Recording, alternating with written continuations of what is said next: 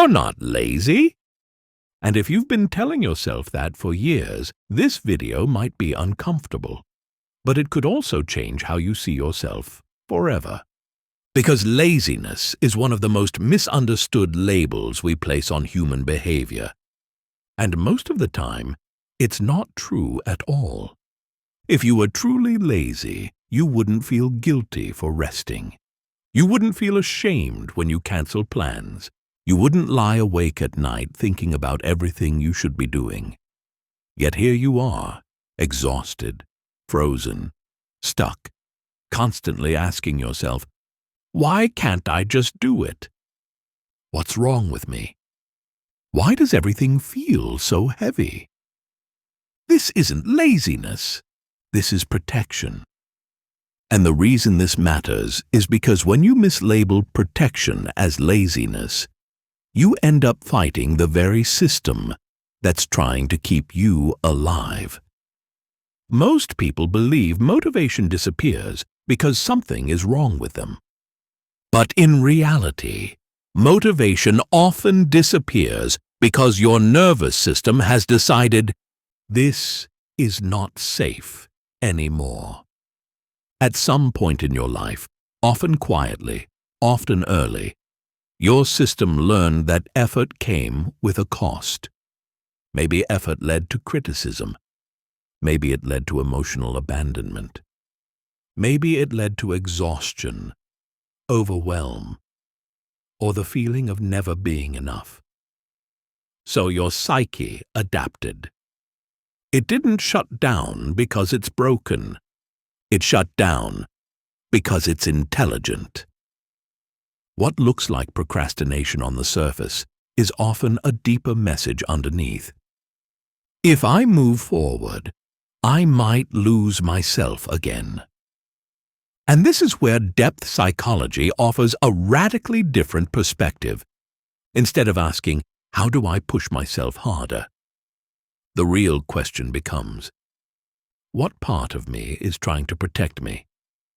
And from what? Inside the psyche live different parts, each formed in response to lived experience. Some learn to perform. Some learn to please.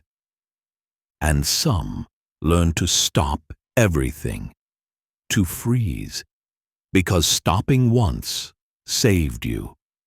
That frozen part isn't your enemy. It's a memory. It remembers what happened the last time you pushed past your limits. It remembers what happened when you ignored your body, your emotions, your intuition. And now, whenever life starts to resemble those conditions again, it steps in and says, no, not like this.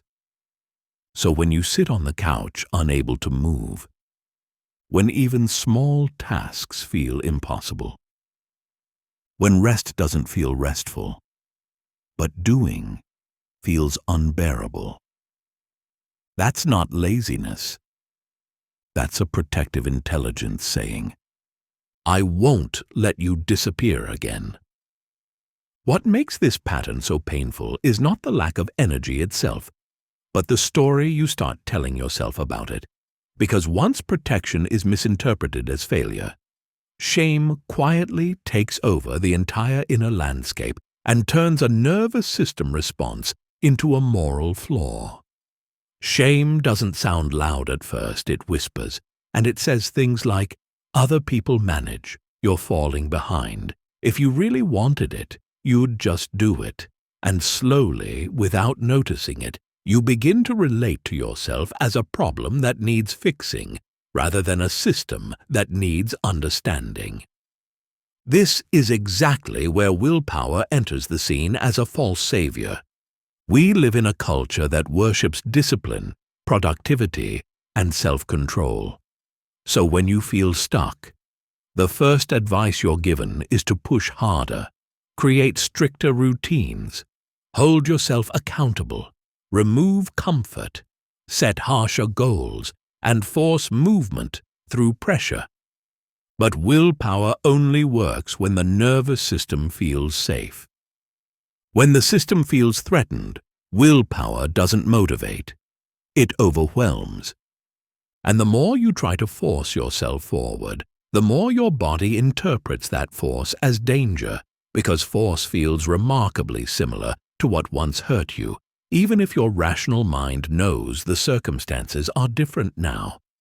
This is why people can want something deeply: a creative project, a healthier life, a relationship, a change, and still feel physically unable to move toward it, as if there is an invisible wall inside them that logic cannot penetrate.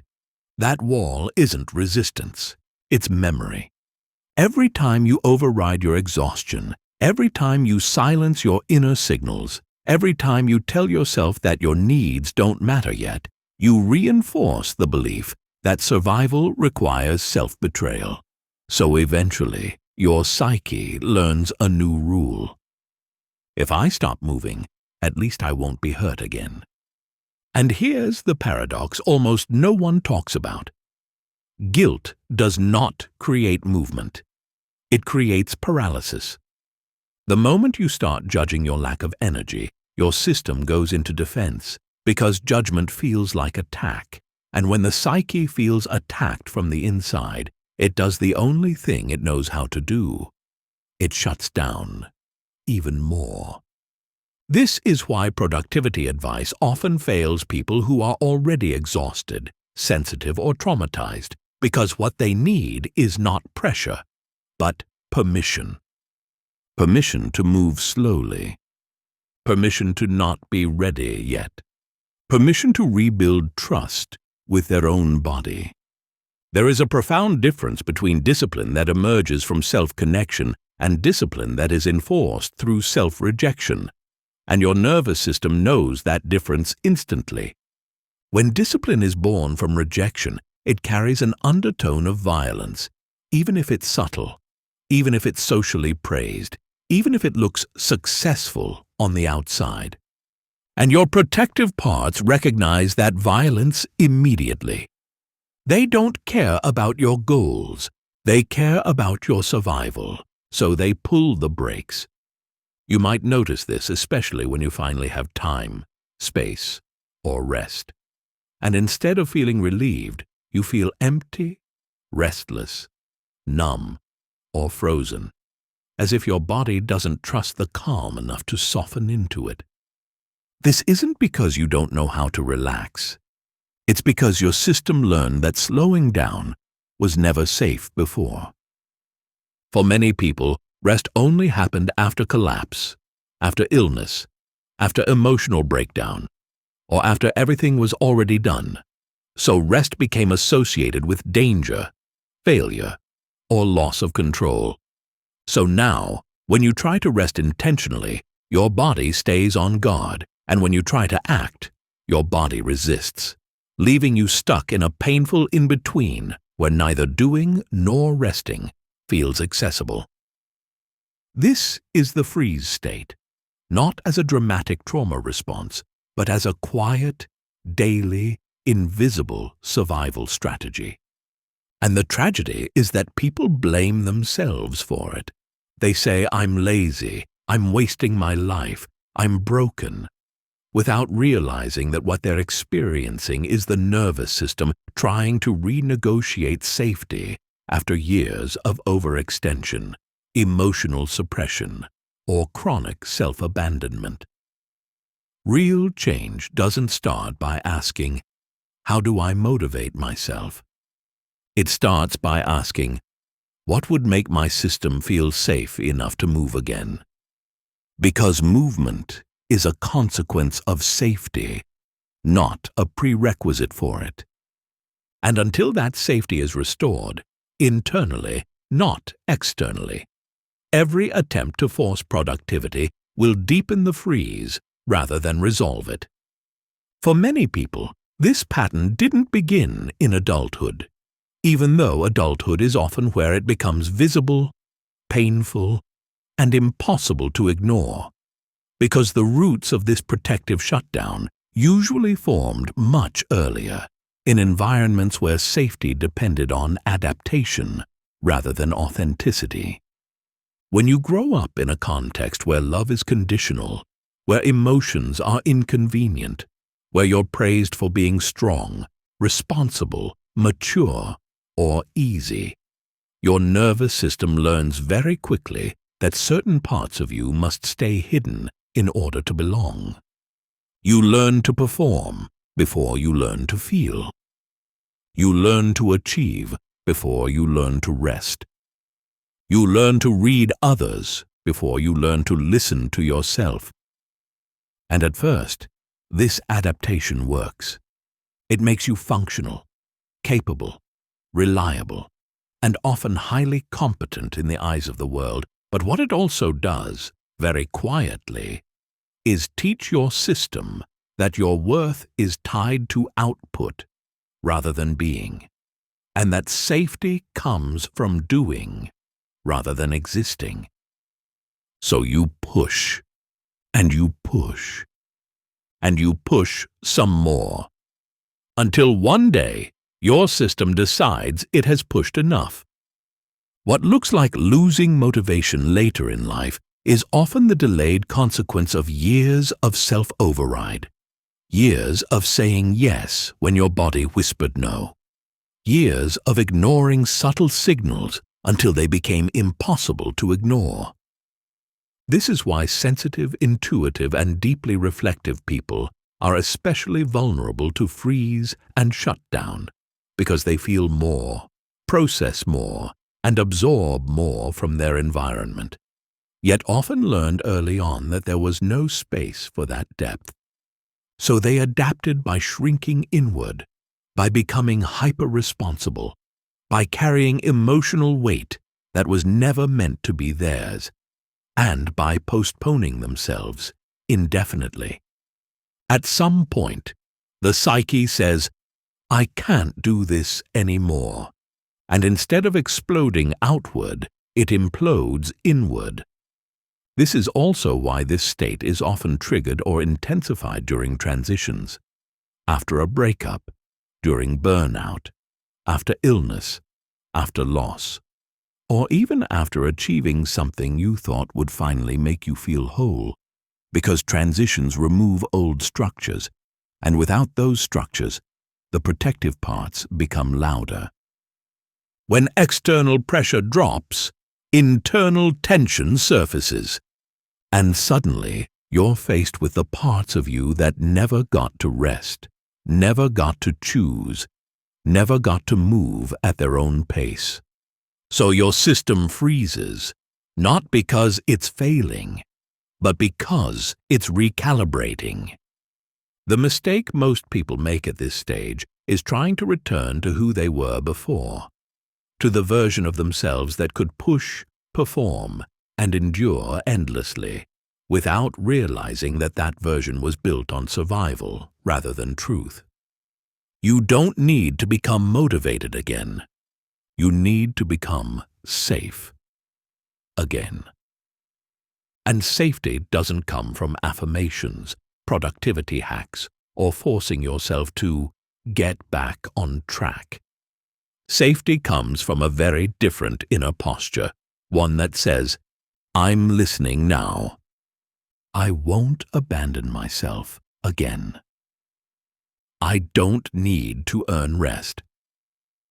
This is uncomfortable at first because your identity may have been built around being capable, productive, needed, or strong, and letting go of that identity can feel like losing control or value. But underneath the freeze is not emptiness. It's grief.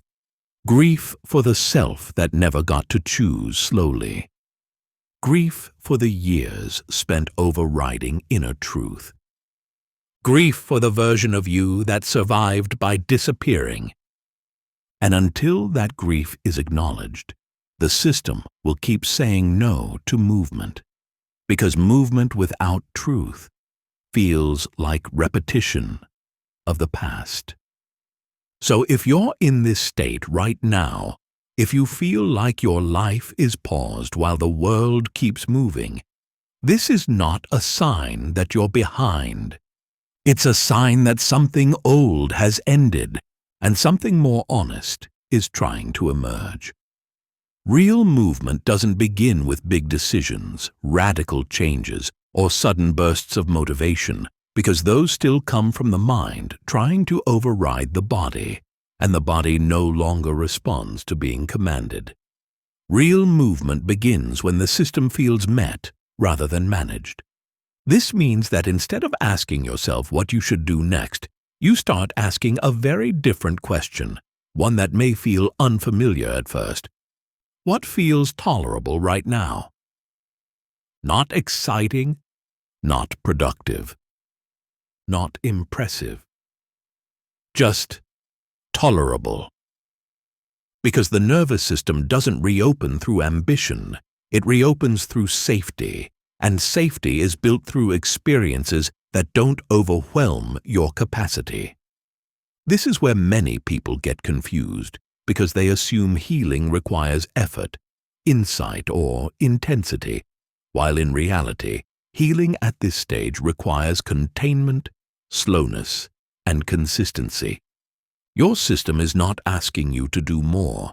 It's asking you to do less, but with presence. A short walk that doesn't push your limits is more regulating than a workout you force yourself through. Writing one honest sentence is more healing than finishing a project from a place of pressure.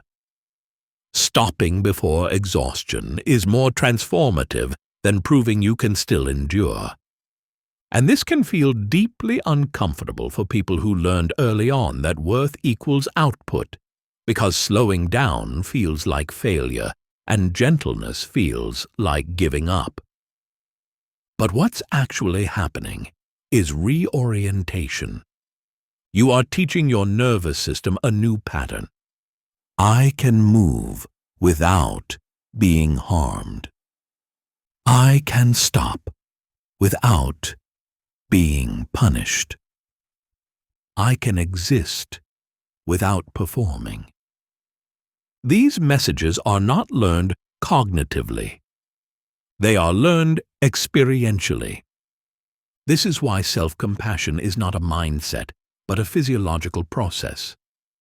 Each time you choose to pause instead of push, each time you respect a limit instead of overriding it, each time you allow yourself to be incomplete without self-attack, you are restoring internal trust. And trust is what unfreezes the system. Another crucial shift is letting go of the idea that motivation precedes action. For a regulated nervous system, motivation can spark movement, but for a dysregulated or frozen system, movement creates motivation, not the other way around. This is why waiting to feel ready often leads to endless waiting, not because readiness will never come, but because readiness emerges from small, safe actions that show the body it can survive movement.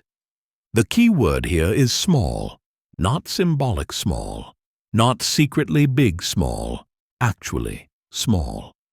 Actions that feel almost insignificant to the mind, but meaningful to the body. Standing up and opening a window. Making a warm drink and sitting with it.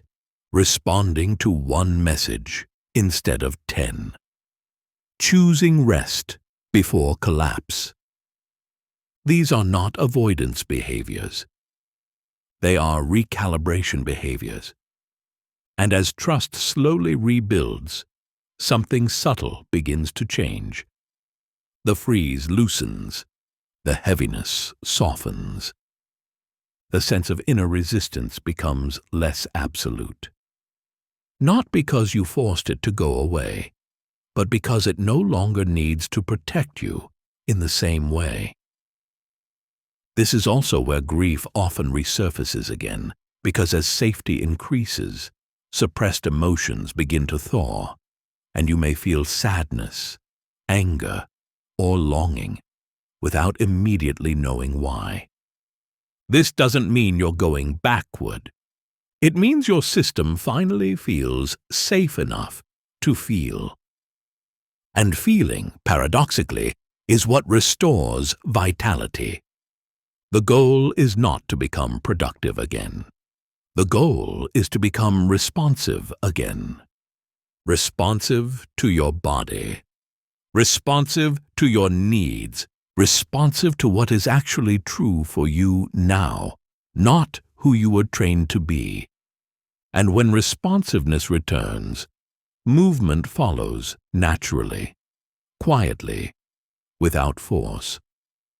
What truly separates healing movement from survival movement is not speed, ambition, or visible progress, but the inner quality from which that movement arises, because two people can perform the same action and have a completely different inner experience, depending on whether they are moving from fear or from trust. Survival movement is driven by urgency. It carries tension in the body. It feels like proving, catching up, or preventing something bad from happening. Healing movement, on the other hand, feels quieter, slower, and often almost disappointingly ordinary, because it is not fueled by fear of collapse, but by a growing sense of internal permission.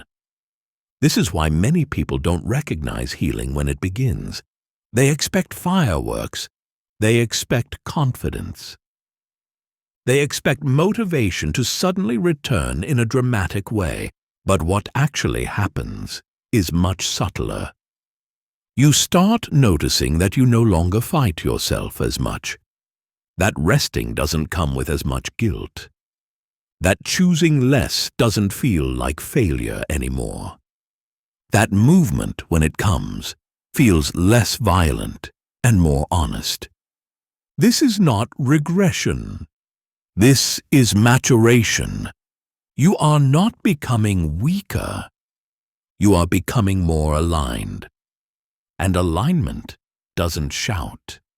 It whispers.